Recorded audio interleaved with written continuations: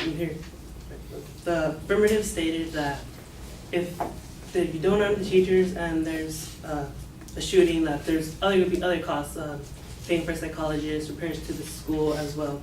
But if you do arm the teachers, there's still going to be those costs, as well as the added cost of the insurance.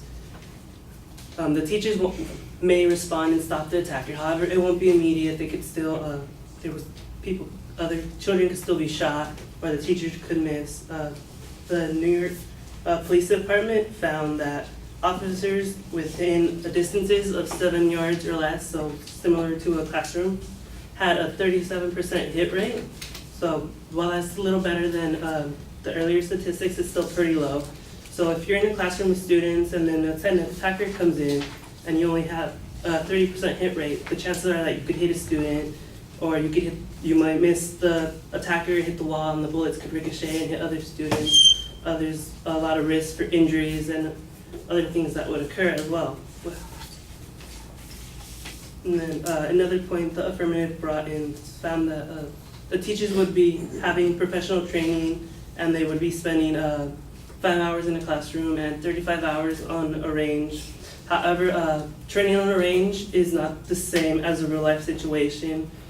Training on a range is usually at standing still targets. You know what's going to happen, you know what's there.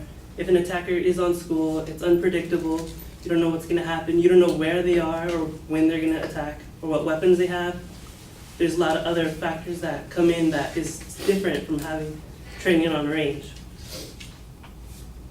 And then one of the reasons why schools are have so few homicides is that they're really successful at keeping guns off the school most of the time.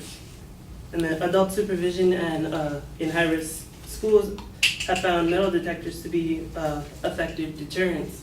So if there's already systems in place to keep guns off of the campuses and deter other people from shooting the school, why would you introduce guns into the environment with students?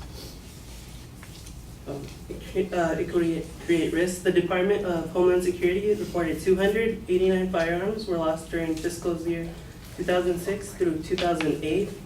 Most of the losses were because officers did not properly secure the firearm. So these people were trained to keep them safe and do everything as well.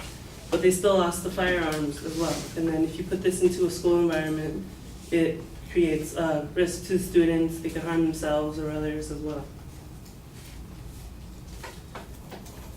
And then, yeah, thank you.